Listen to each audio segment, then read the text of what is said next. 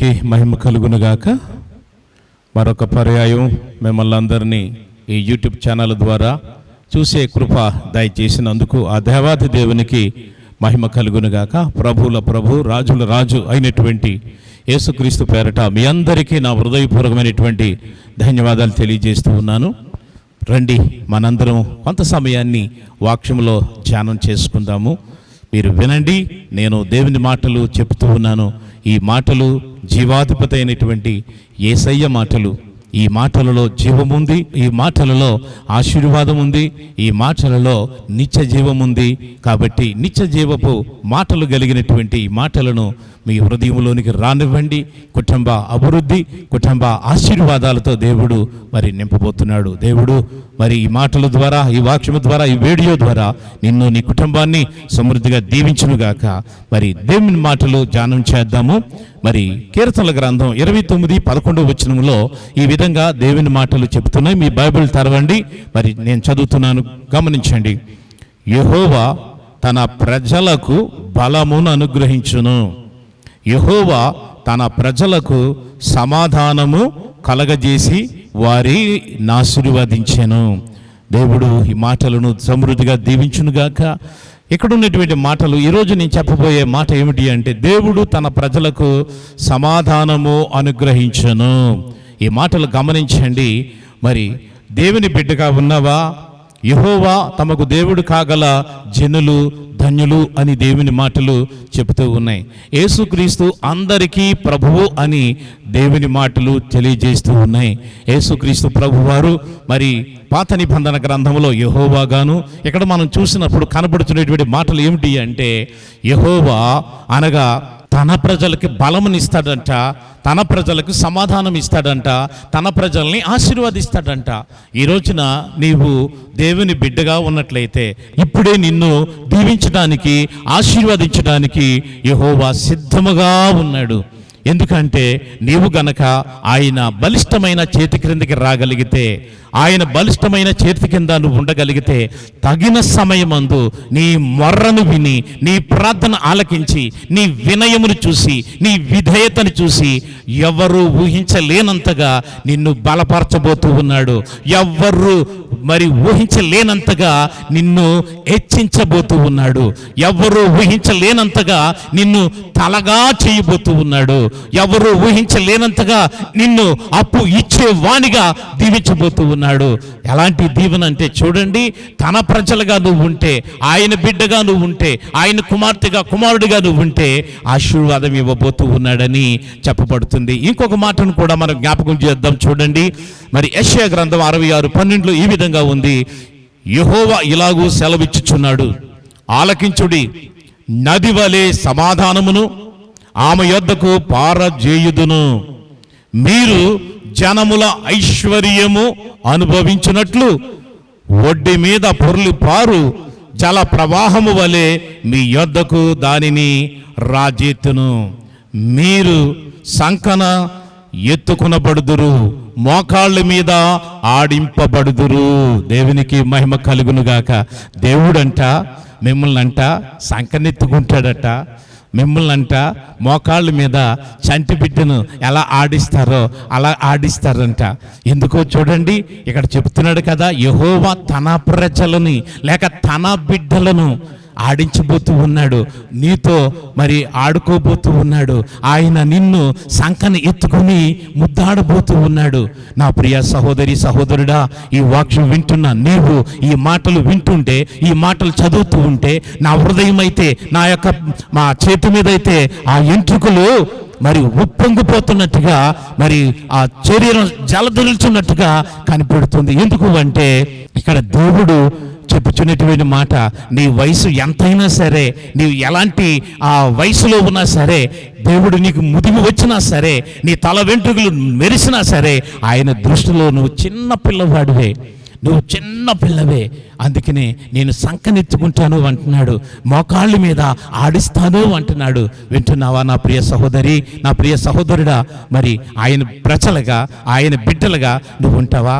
ఒక మాట ఉంది, తనకు నిజముగా మొర్ర పెట్టే వారందరికీ యెహోవా సమీపంగా ఉన్నారని దేవుని వాక్యం చెప్తుంది. నిజంగా ఆయనకి సమీపంగా ఉండి నువ్వు ప్రార్థన చేయగలిగితే దేవుడు నీ ప్రార్థన ఆలకించబోతూ ఉన్నాడు, నీకు జవాబు ఇవ్వబోతూ ఉన్నాడు. ఇంకొక మాటను కూడా మనము జ్ఞాపకం చేద్దాం. కీర్తనల గ్రంథంలో 122వ కీర్తన 7వ వచనములు ఈ విధంగా ఉంది: నీ ప్రకారములలో నెమ్మది కలుగునుగాక, నీ నగరులలో క్షేమముండునుగాక. ఎంత చక్కగా ఈ మాటలు చెబుతున్నాయో చూడండి. యెషయా గ్రంథం 66:12 అయితే ఈ విధంగా మనకు చెలవిచ్చాడు కదా. ఏమంటున్నాడు? ఆలకించడి, నది వలె సమాధానం నీ దగ్గరికి వస్తుందట, నీ దగ్గరికి వస్తుందట. అలాగే కాదు, జనముల ఐశ్వర్యము అనుభవించినట్లు వడ్డీ మీద పొర్లు పారే జల ప్రవాహం వలె నీ యొద్దకు వస్తుందట. రాజ్యత్తును అంటున్నాడు, సంకాయ నెత్తుకుంటాను అంటున్నాడు, మోకాళ్ళ మీద ఆడిస్తాను అన్నాడు. అంతేకాదు, మరి ఇక్కడ ఉన్నటువంటి మాట చూడండి: నీ ప్రకారములలో నెమ్మది కలుగునుగాక, నీ నగరులో క్షేమముండునుగాక. ఎంత చక్కగా దేవుడు నిన్ను, నీ జీవితాన్ని, నీ కుటుంబాన్ని ఆనందంగా సంతోషంగా ఉండాలనుకుంటున్నాడు. ఎందుకంటే నువ్వు దేవుని బిడ్డగా ఉండాలి. దేవుని బిడ్డగా ఉంటే నీకు సంతోషాన్ని ఇవ్వగలుగుతాడు. నువ్వు ఎవరి బిడ్డగా ఉన్నావు? నువ్వు వెలుగులో ఉంటే యేసయ్య బిడ్డగా ఉంటావు. చీకటిలో ఉంటే ఎవరిలా ఉండాలో, ఎక్కడుంటావో ఆ చీకటిలో ఉన్నటువంటి చీకటి అనగా పాపంలో ఉంటే దేవుని బిడ్డగా ఉండలేవు. అందుకనే దేవుని యొద్దకి నేడే, ఇప్పుడే, ఈ క్షణంలోనే ఈ వాక్యం వింటున్న నీవు ఇప్పుడే రా యేసయ్య దగ్గరికి. ప్రభువా, నేను నీ బిడ్డగా ఉండాలనుకుంటున్నాను, ఇదిగో నీ కుమారుడిగా ఉండాలనుకుంటున్నాను, నీ కుమార్తెగా ఉండాలనుకుంటున్నాను. అయ్యా, నన్ను దీవించండి, నది వలె సంతోషాన్ని, నది వలె ఆశీర్వాదాన్ని నాకు ఇవ్వండి అని అడగండి. అలాగే ఎఫెసీయులకు రాసిన పత్రికలో ఒక మాట ఉంది, 2:14 ఈ విధంగా ఉంది: ఆయన మన సమాధానమయ్యుండి మీకును మాకును ఉండిన ద్వేషమును అనగా విధి రూపకమైన ఆజ్ఞలు గల ధర్మశాస్త్రమును తన శరీరమందు కొట్టివేయుట చేత మధ్య గోడను పడగొట్టి మన ఉభయలను ఏకము చేసెను. చూడండి, ఏకము చేసి ఐక్యతను కలిగించబోతూ ఉన్నాడు. ఒకవేళ నీకు శత్రువులు ఉంటే, లేక నీకు అడ్డు గోడలు లాంటివి ఏవైనా ఉంటే, శత్రువులు కూడా మిత్రులుగా చేయబోతూ ఉన్నాడు, సమాధాన పరచబోతూ ఉన్నాడు. మరి ఈ రోజున జ్ఞాపకం చేసుకుంటున్నావా నా ప్రియ సహోదరి సహోదరుడా? ఎందుకంటే తన బిడ్డగా ఉంటే నీ చుట్టుపక్కల, నీ ఎదురింటి వారు కానీ, పక్కింటి వారు కానీ, లేక నీ వెనకింటి వారు కానీ ఏ ఒక్కరూ కూడా నిన్ను శత్రువులుగా నేను చూడనివ్వడు. దేవుడు వాళ్ళని మిత్రులుగా మార్చేస్తాడు. విరువుల మధ్య ఉన్నటువంటి ద్వేషమును, విధి రూపమైన ఆజ్ఞల గల మరి ఏదైతే ఉన్నదో, శత్రుత్వం ఉన్నదో, దాన్నంతా కూడా పడగొట్టేస్తాడు. మరి అపొస్తలుడైన పౌలు మరి ధర్మశాస్త్రం గురించి చెప్తున్నాడు. ఈ రోజున నీకున్నటువంటి సమస్య గురించి మాట్లాడుతూ ఉన్నాను.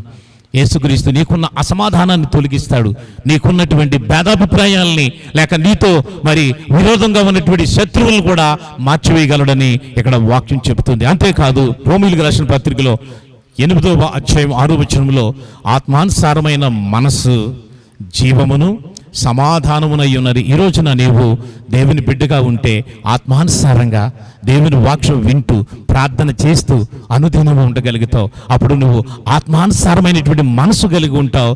జీవము సమాధానమై ఉన్నది. నీకేముంటుంది? జీవంతో ఉంటావు, సమాధానంతో ఉంటావు, ఆశీర్వాదాలతో ఉంటావు. ఇంకొక మాటను కూడా జ్ఞాపకం చేస్తాను. ఇదే రోమీయులకు రాసిన పత్రికలో మరి 15వ అధ్యాయము 13వ వచనం ఈ విధంగా ఉంది: కాగా మీరు పరిశుద్ధాత్మ శక్తి పొంది విస్తారముగా నిరీక్షణ గలవారగుటకు నిరీక్షణకర్తయగు దేవుడు విశ్వాసము ద్వారా సమస్త ఆనందముతోనూ సమాధానముతోనూ మిమ్మల్ని నింపునుగాక. దేవునికి మహిమ కలుగునుగాక. ఏమిటంట?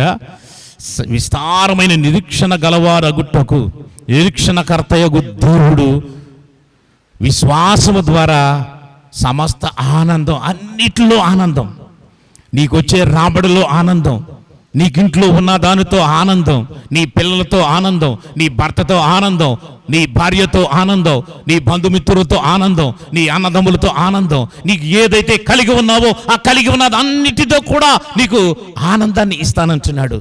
దేవునికి మహిమ కలుగునుగాక.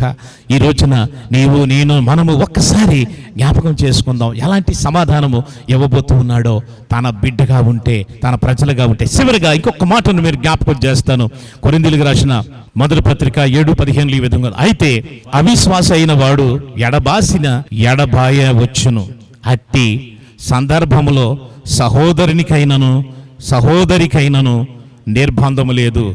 సమాధానముగా ఉండుటకు దేవుడు మనల్ని పిలిచి ఉన్నాడు. సమాధానముగా ఉండుటకు దేవుడు మనల్ని పిలిచి ఉన్నాడు. అలాంటి సమాధానంతో మీ కుటుంబం అంతా దీవించబడును గాక. భార్యాభర్తల మధ్య సమాధానం ఉండును గాక. తల్లిదండ్రుల మధ్య సమాధానం ఉండును గాక. అత్త కోడల మధ్య సమాధానం ఉండును గాక. వీరి అందరి కుటుంబ జీవితాల్లో సంతోషం, ఆనందం ఉండును గాక. అలాంటి కృపతో దేవుడు ఈ వాక్యం వింటున్న నీకు, మనందరికీ సమృద్ధిగా ఆనందం, సమృద్ధి, సమాధానము నది వలె సమాధానం వచ్చును గాక. దేవుడి మాటలు దీవించి ఆశీర్వదించును గాక. చిన్న ప్రార్థన చేద్దాం. ప్రేమగల మా ప్రభువా, కరుణామయుడా, ఈ వాక్యం వింటున్న నా ప్రియ సహోదరిని సహోదరుని నది వలె ఆశీర్వాదం నాయనా వచ్చేలాగా సహాయం చేయండి. దీవెనలు వచ్చేటట్టు చేయండి. ఆశీర్వాదాలు వచ్చేటట్టు చేయండి. కుటుంబంలో ఐక్యత, కుటుంబంలో ఆరోగ్యం, కుటుంబంలో సంతోషం ఉండినట్లు కృప చూపించమని యేసుక్రీస్తు వారి పేరట వేడుకుంటున్నాము తండ్రి. ఆమేన్, ఆమేన్. మీ అందరికీ వందనాలు. ఈ వాక్యమును వింటున్న నీవు నీ బంధుమిత్రులకు షేర్ చేయండి. అంతేకాదు ఈ యొక్క యూట్యూబ్ ఛానల్ సబ్స్క్రైబ్ చేయవలసిందిగా ప్రభు పేరట తెలియజేస్తూ ఉన్నాను. దేవుడు మీ అందరినీ దీవించును గాక. ఆమేన్.